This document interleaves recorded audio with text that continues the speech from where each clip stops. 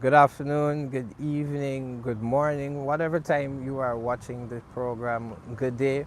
My name is Eden Corbin. You are on Nation Watch, powered by the People's National Congress Reform. The day is September 28th, 2025, and we are here in Georgetown. I have a very special guest with me, as always, a very special young lady.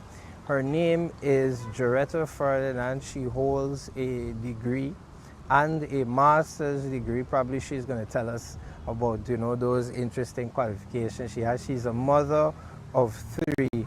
She's happily married, as she told me earlier, and she is no stranger to most of us. She is a political powerhouse. She has been a part of politics for over 15 years, and we are going to have a great discussion this afternoon. Good afternoon. How are you doing? Good afternoon. I'm great, Eden. It's good to be here on Nation Watch again. I love to have these discussions. I think it is very fruitful for us to have conversations. And thank you for inviting us into your living room, into your home, Yes, as we yes. proceed with this discussion today. Awesome. So, as we discussed earlier, we're going to be looking at the new political landscape. I think it's a very important aspect that we have not really looked at. Persons would have touched on it, but I think it would be better served for us to have a thorough discussion. And when I was thinking of the persons, I said, who better? Because I find that you will land smack in the center of the new political landscape, which I'm going to explain. So as we notice, from the, let's say, the late 90s all the way to today's date, a new electorate has been formed, and there's no doubt about it. It's the young persons who would be from approximately, let's say, about 26, 27, all the way to the 18-year-olds, and the persons who are going to be 18 in 2030 for our next election, our next general and regional elections. And we've seen how this has been able to change the landscape of politics, whereby at one particular time we had persons who would have been in politics focusing on issues such as policy and more so race, because we've come from a racially dominant society. We have a ethnic multicultural society, and in that there's always been the little aspects of the race card, as people say. And we see now that has shifted, that persons are now moving away from the race politics and even the policy politics and performance, and they're more focused on the incentive politics and what can I gain for myself, or what benefits do I have. And I would like to know, as at the beginning, what are your thoughts on that, what I just explained? The old electorate is the more experienced electorate that would have been around from since 1966 in independence, all the way to probably, let's say, the late 90s, and then the new electorate that has come out now in the 1990s, the late 1990s to 2025. What are your thoughts on that? Well, I think when it comes to experience, the first thing I want to say is that each one of the demographic have their own experience. So it's not a case as though you're saying that the persons that are older necessarily have a better experience. What we are seeing right about now is the advent of technology and the use of technology in crafting and basically modeling the decisions that persons make in their own lives. And as we looked at even the election results for this election, you will see that playing a very pivotal role. A lot of times you will see us moving away right now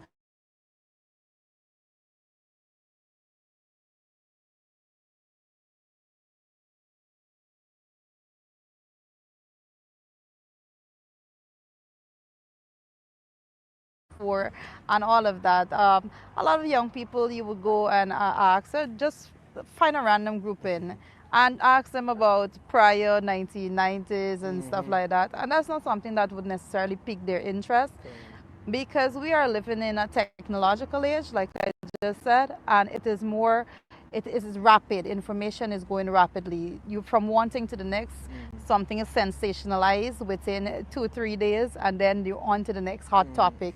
And young people really don't show if I dare say, the inclination to really ponder on the historical aspect of it that much.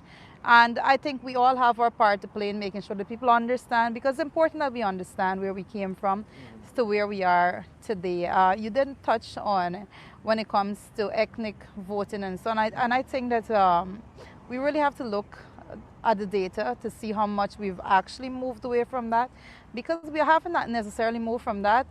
The more youthful demographic probably have shown some bit of a shift in some regard, but it is playing a heavy role onto today when it comes to elections. And I like that point you made in relation to the social media, because the reality is that we have a case whereby 80% of our population is now more focused on social media. They now is on the internet, and out of that 80, we have at least 60% of them that are on social media. So the old tradition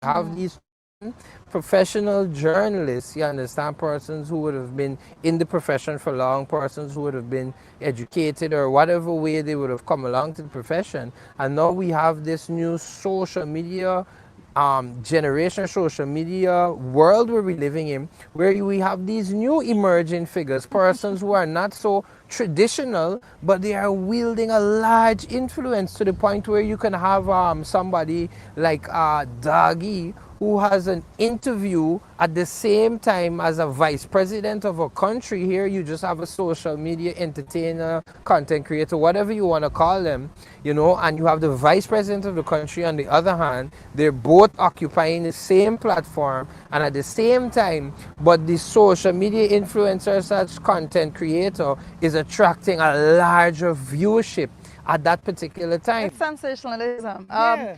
Young people kind of gravitate towards that. It gives it's like a feel good. You watch something, you have a few laughs, and you go on to the next. And that's why TikTok is one of the platforms that you see is more used by young people, because it's fast. You just keep scrolling, and sometimes you say mindless scrolling. Just keep scrolling. You find a couple second entertainment here, a couple second entertainment there, but it's more sensationalizing every single thing. And as politicians, we've got to look at the good and bad of all of those facts right now, and we've got to mold ourselves and the way in which we approach this new demographic to make sure that they hear our messaging, because if they're not too inclined to sit down and listen to a 1 hour interview, we've got to cut it up in bite sizes. Yeah, even this correct. interview, we may have to just cut it up in bite size. And get the good points. Yes. But let me ask you. We have seen the results of this last election, and are some new faces on the scene. A new party that was able to do, what some persons would consider to be decent for a first time round in these particular settings.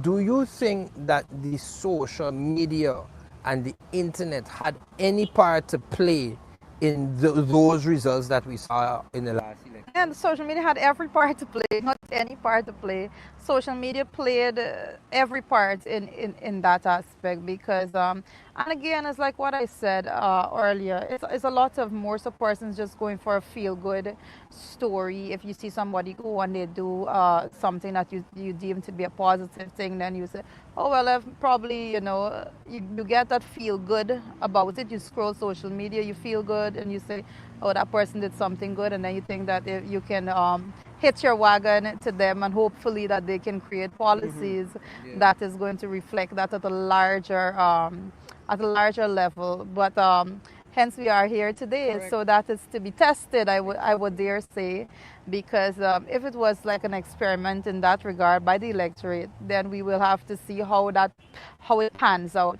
over the course of time to see if the social media hype actually can translate itself into policy formulation. Correct. Yeah. And I like the way that you put that across, because that is another issue that we have, Now that we have the social media, as you said, there is a good and there's a bad to it. But when we are now using these platforms, what we have to look at is how do we now translate the viewership that we have, the clicks that we have, the interactions or the analytics, as the professionals would say. How do we now translate that into the change that we want to see, more or less, as the party right now, the coalition, the APNU coalition?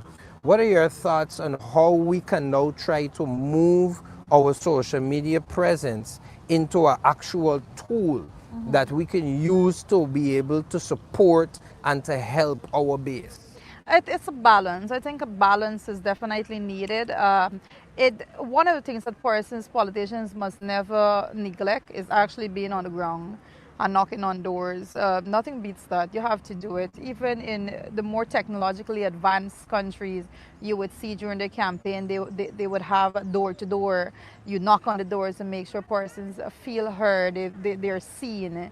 And that will never be something that could be replaced by social media. So that's first acknowledgement we need. But when it comes to social media, it is important you amplify what you do by letting persons see. And I think it's a delicate balance, even for persons like myself, that I would go out there and if I know somebody is in need of something, I would go and render that assistance. But I don't necessarily like to showcase when you are helping somebody. Correct. So it's almost as when you don't showcase that, the age of technology that you're in right now is as though you're doing nothing. Yeah, yeah, Right? correct, So correct. it's a balance. Like, how do you balance your moral compass Correct. against publicizing everything that is done? The publicity is necessary for politics, but then I do have this strong moral compass that says not because somebody is poor you have to go publicize Yeah. some bit of assistance you're I giving to mean, them. the political actors, as they may, we have lives as well. So, Yeah. sometimes you want to carve out a space for yourself, but I guess, you're here to serve. So sometimes, as you said, Yeah. it comes back down to being able to strike that balance between, your personal and your professional. But shifting gears just slightly, we know that one of the issues that we have in our country is the employment of persons and the unemployment rate as we have it. We have issues of poverty, things that we campaign excessively on. The fact that we see that the country has been growing in the economy in certain particular areas, and we don't see that economic growth that we're seeing in numbers. We don't see it in our livelihood. The cost of food, which is a basic necessity in these times, is extremely high. We pay, a lot of money for the fancy foods and these things, or even the simple foods. The markets and these stuff, we know the cost of food is high, and that translates into the cost of living, where the average person is not seeing the growth that we have noted, or that we're making so much oil revenue, and we discovered another oil block today, and there's another excavation going on, and a lot of things that we're seeing happening in headlines and these Yeah. stuff. But when we go to the shops, when we go to the thing, when we go to the bank and we look at our paycheck and we think about four bills, at least three quarters of the money has disappeared. What do you think is the posture that we, as a part of the opposition, need to adopt in tackling those things more directly and decisively? It has to be an information sharing process in which we have to go out there and educate the population on what's going on, but also when it comes to making sure that the services that is actually offered, that it reaches everybody. I think over time what we have seen is a failure of services to reach the people, and I believe this is our opportunity to go out there and make sure that every single thing that is available, we take it as our responsibility and our duty to make sure that it reaches our constituency, and the ordinary man, woman, and child is able to benefit from those things. The fact is, Eden, that the current administration does not look at making sure that the resources are distributed in an equitable manner in the country. and they do not go out there and craft policies that's going to make sure that the ordinary man and woman has a direct benefit. They put policies out there that is going to benefit the elites in society, and then they give you this hope that there's going to be some trickle down economics that we know internationally has been debunked at every single level by every real economist, if I dare say. So we have to make sure that we are the representatives that go out there, and we have to hold government accountable. And that is my role in the National Assembly, to make sure that you call them out and to propose policies and to propose changes even to the policies that they're operating under, to make sure that we go out there. I have no, based on my previous 5 years operating in Parliament with the PP administration, there is no hope that they're going to be willing to adopt any positive policy that is put there, but we have to go out there and do it nevertheless, because we've got to do it radically different than the last 5 years. And let's just take a little pin and stick it right there for a second. You were in the last parliament that would have just been, what do they call, dissolved? I think they say parliament has been dissolved. You were in the last parliament that's just been dissolved. You're going to be a part of the new parliament that is going to be called, we hoping, not too long from now.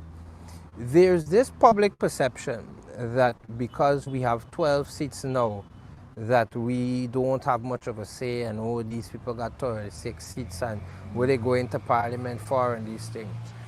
Based on your experience in parliament for the 5 years that you've had and your 15 years of experience as a politician, how would you be able to explain to the citizens and to the wider population to understand what is the role that you play, or yourself and your colleagues in the opposition, what is it that you play, and how do you go about ensuring the accountability and staying on them? Because some people just think that, you all sit down and you collect a thing and you go and you sit down in the MP's lounge and you get some nice food and, you get your duty free. They're not aware of what MPs do. So as a past MP and a continuing MP in the new parliament, shed some light on that for us.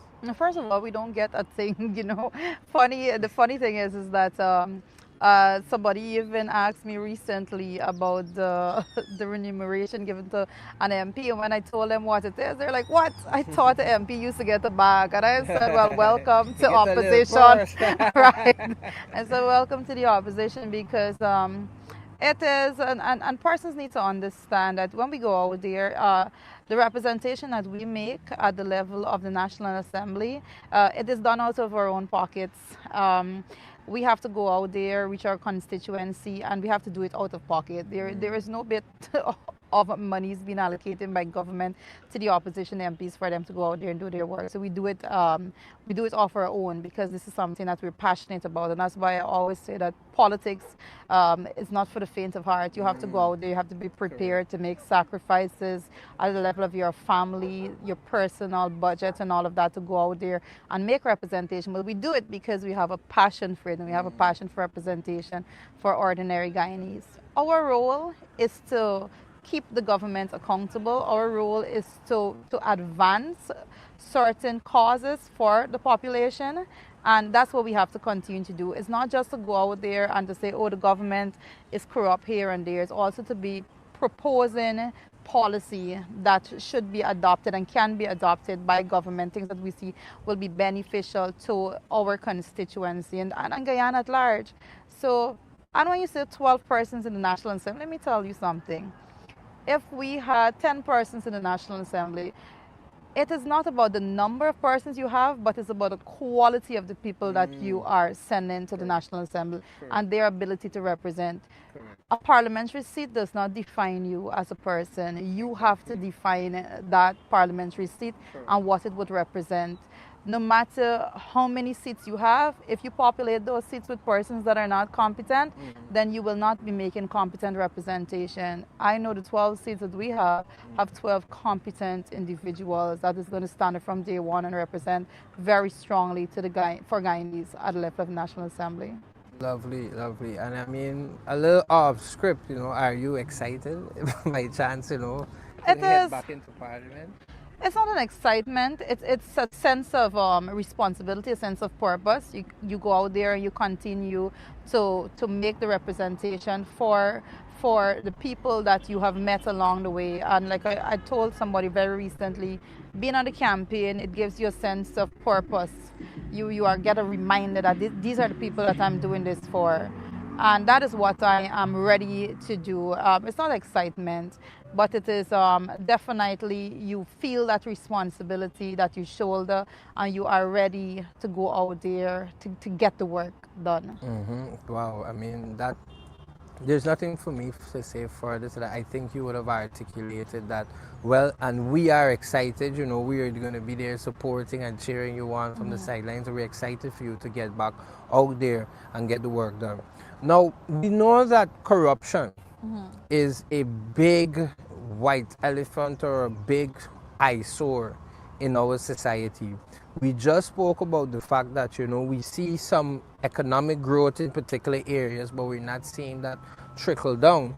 And on the other hand, now, we have a developing country with the fastest growing economy, and we are still very high up in the corruption index. As a nation, I think it is about 92 out of 180 countries, and we're at 92. We're a developing state. We have what is dubbed the fastest growing economy. We're an oil state as well, and our corruption does not seem to, you know, it seems to be something that is given lip service. There are some, you know, and I share the view, I don't hold it wholeheartedly, but I share the view that the corruption was one of the key issues with this last electoral process and campaigning. And to me, you could see it, you know, there was a clear, I mean, I even heard it was mentioned by our comrade leader, there was a clear disparity in the spending power and the ability to dominate those same platforms that we mentioned, which play now a critical role in reaching the base. And we have entities and individuals and parties with interests who are now just perpetuating particular things. We see things happen on social media, and certain people get arrested immediately while a person is granted bail or almost immediately in particular instances. And we see this is creating a loss in trust in traditional political avenues, which I would say has given the room now for these new actors to wiggle their way into the political scene. What are your thoughts on the mistrust?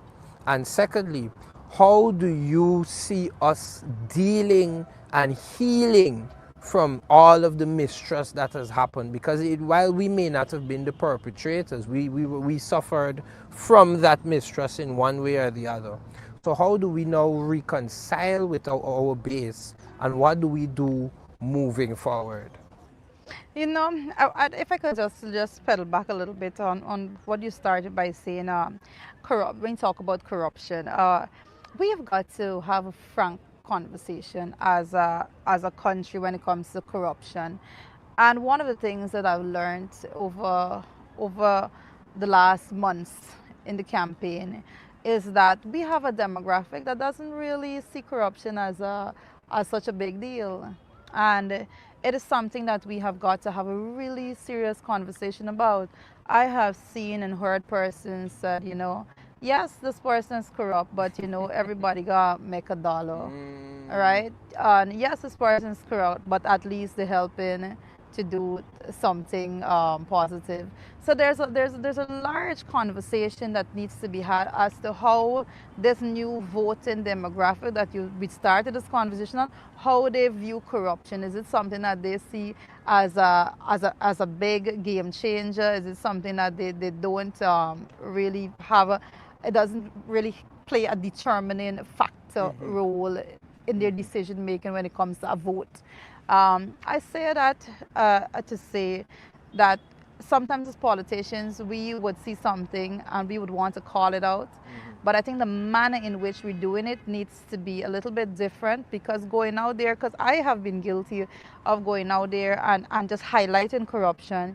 But I believe that the approach that's based on my own experience, the approach needs to be changed, because when you talk about corruption, you go to somebody and you said, oh, the government is corrupt. Like, what does it mean to them?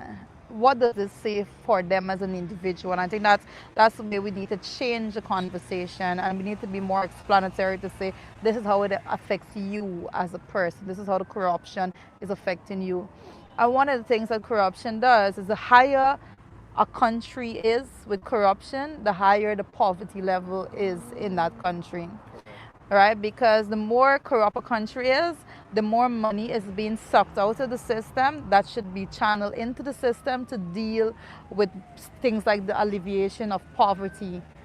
So that's what people need to understand. When a country is corrupt, it leaves you on the breadline as an individual. So I think we need to move a little further and have the conversation more in depth. Not just to go out there and say, well, they're corrupt and they're ranking high on the corruption, because it really doesn't say much to the electorate when we say it like that. I mean, we had to learn that the hard way. We have to let persons understand that they are being deprived of resources themselves as a people, and that is why that is why we're highlighting this to them, and not just to highlight it. Correct, correct, and I totally agree with that point that you're making. That corruption requires a frank discussion. Yeah. And there's this video with this African politician, and he said, it is only corruption when you don't benefit, and we saw that playing a really big role in the results of the last elections. We saw how that influenced persons who were willing to turn a blind eye, who were willing to look the other way to glaring issues of corruption, and even not if corruption, but things that signal that, hey, corruption, because you have indicators, you can see when things are going. There's a saying that where there's smoke, there is fire. And during the entire campaign season, and even prior to that, with relation to the government, we have seen a lot of issues, ministers being tied up in bad deals, permanent secretaries' phones being seized and being placed on OFAC lists, Yeah. We have cases of persons going in and being accused for heinous offenses, from rape, from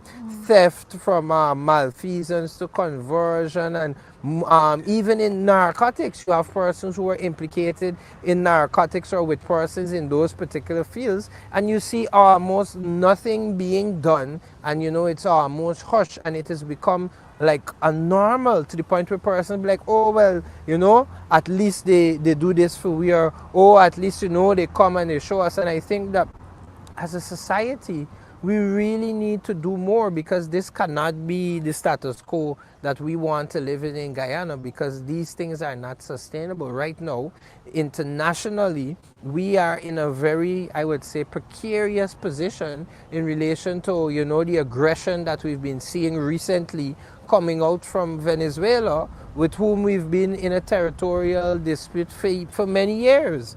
And we cannot afford now to have a population that is not stabilized through the trust and the confidence, because look at those things that would have happened a few months ago, one after other, the domino effect of what mistrust in our society. You had the death of the young man from Linden, I think it's Keon Fudgenay, then you had Adriana Young, and then you had a series of events that really speak to, okay, that society, and it's not just the events that happened, it is how the society responded. We've gone back to riots, and we've gone back to going into the streets and burning tires, and individuals being charged for terrorism. Yeah. In a democracy where freedom of speech, the right to occupy space, the right to protest, and these things are values that are enshrined in our law, and they're only rooted out. Because how could somebody who just does a simple video saying, hey, come out, we're just going to take a stand, and that individual now is charged with terrorism, and sometimes these are the breadwinners. I have dealt with several matters where you had persons who were the breadwinner of their families being brought before the courts for some ridiculous charges, whether it's under the Cybercrime Act or the Criminal Offences Act, some things that they have not even been using as of recent. And I think the terrorism thing, ever since back to when they had the big issue on East Coast, with that riot on the East Coast a few years back, you've seen a different posture in the government of how they're now responding. And it came out, I think, coming down to the end of the elections in relation to the issue between the government and the Guyana Press Association, where particular individuals and interest holders had an issue with how the government, we even saw it in the report from the observers. It came out that they were concerned about how the media is being controlled and weaponized against there's no fair ground for you to come out and say that. I mean, and I know that was a mouthful, so I'm just going to pause and...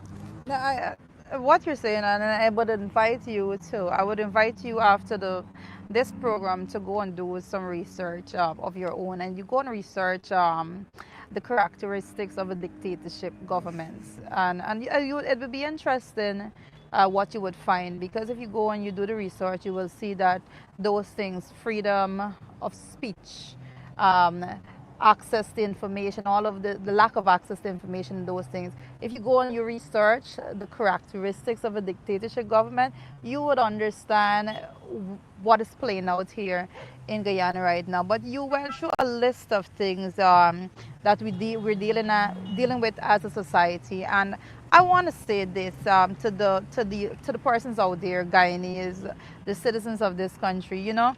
A lot of times when people go to the polls, they make a decision that they deem to be more so something in their interest, more so economical interests at that time. And I want to say that a lot of other things were on that ballot. And that's what you've been talking about. When it comes to actually feeling safe in your own country, that was on the ballot as well. I noted even in Essequibo right now, I can give you an example there. You see the rice farmers out there, the struggle again. They were going through that prior to the elections. Myself went with a team that Mr. Norton had put together at the time, and we went up there, we listened to their concern, we presented solutions, and when it comes to the election, they went and they voted where they felt comfortable. And when I looked at that, it was a reminder, and I think it should be a reminder to them that their plight, their concerns, that was on the ballot. When they went to the polls on the 1st of September, that was on the ballot. So when you vote, you're not only voting for a few issues, you're voting for a government that is in charge of putting policy in place that is going to be taking care of all of these issues. So all of that was on the ballot. It was an issue before under the PP administration. They voted back in, resoundingly in Region 2, mind you, the same PP administration, and that was on the ballot, but they failed to realize that. So now they're back to that struggle again. And as the years go by, I can say it from now because I have been following politics for some time, and I've been a part of national politics myself. And you would see it, persons you will see going up to Borbis, you will see issues with the fisher folks. You will see issues with the rice farmers. You will see a lot of issues when it comes to drainage and irrigation. You will hear countless issues of corruption and mismanagement of the resources of this country. But all of those things were on the ballot when they went to the polls on the 1st of September. But I think persons need to have a deeper sense of understanding as to what they're voting for, why they're voting, and how it affects them personally over the course of the 5 years that they elect a government to serve. And I think that is going to be more so of a changing point. So the responsibility is on our shoulders to make sure that we go out there and we educate people as to the number of things that are on the ballot when you head to the polls to vote in a government. Correct. We have the local government elections rapidly approaching, and I know that we have already switched gears heading to that. And I think, those are going to be some of the things that we're going to move going forward. We don't want to lose the momentum coming out of the last election. And I think so far, we've been doing an excellent job, as a team. Yeah, there, here and there little challenges that we face, but the challenges only expose how strong we are and resilient we are. And our supporters, we thank you for all, your commitment and your dedication. And we could only get better from here. And in closing, from what you just said there, I think it really brings back home the point we made earlier in relation to the new political landscape that we find ourselves in today, where there are these glaring issues that people live, and it's there, they have the opportunity, they have the choice and the ability to do something about it, and we find them conforming to these, very limited views. And I think moving forward, we want to continue to educate, to enlighten, and to provide new insights for the entire electorate, not just our supporters, so that persons can see that when you're supporting politics, it's not just about social media clicks, and it's not just about the hype, and it's not just about, oh, look, this, that, fancy stuff. It's about the structure, it's about the policy, it's about the mechanism that you're going to put forward to ensure that the issues are not just noted and identified, but there is things put in place to ensure that those are not issues that we're faced with. And in closing, I would like you to talk to our support base, our youth, and potential voters and persons who may be wanting to come over to our side. And I want you to give them a charge of sorts and tell them why you think that we are still in this race and we're still a force to be reckoned with. Well, it's good that you asked that question, because I believe persons sometimes need a little bit of a reminder as to why we're doing this, and to the electorate out there, we're not just here because we just want to go out there and have arguments with the PPP administration. We are here because we stand solidly representing a cause, and that cause is you, the Guyanese people. We are here because we see it as our duty to make sure that you are not out there left alone in a society where persons are being muzzled. We are not just left there alone in a society in which corruption is deemed so glaring that you are not even given an opportunity to go out there and freely express yourself via social media, in which you have the weaponization of so many different things that is supposed to be protecting you. I want to say to the electorate out there, you have a commitment from us, you have a commitment from me, that you will not be fighting this alone. In the next 5 years, it's going to be difficult, it's going to be challenging, but we are going to be right there with you, fighting for your cause every step of the way. This is what we have signed up for. You have voted to put us there in the National Assembly, and the persons that are there are going to stand up and defend you every step of the way. This is not something you're going to be doing alone. We have local government elections coming up. We will be coming into your constituency, identifying individuals like myself, like Eden, that is willing to stand up to make representation for the people and for the communities in which they live.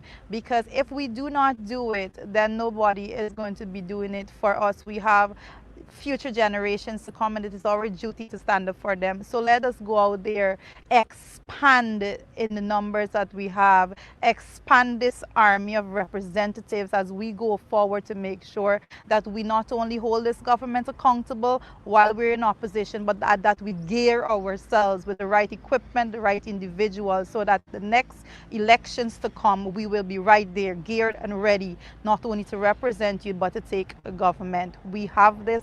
This is your time, and we're going to make sure that you can benefit from the resources of this country as is your right.